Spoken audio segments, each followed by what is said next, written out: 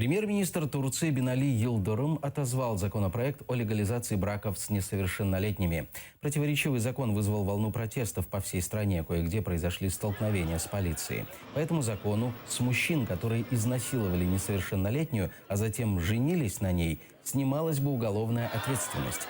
Правительство заявляло, что проект закона не предусматривает помилование насильников, а только женившихся после содеянного. Резкой критике он подвергся со стороны правозащитных организаций. После сопротивления оппозиционных партий проект отправили на доработку в парламентскую комиссию.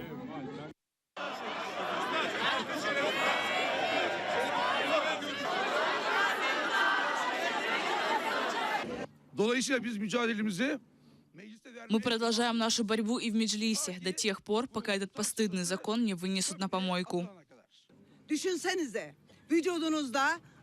Только подумайте, вы должны будете выйти замуж за человека, очернившего ваш разум, тело и сердце, и провести с ним всю вашу жизнь.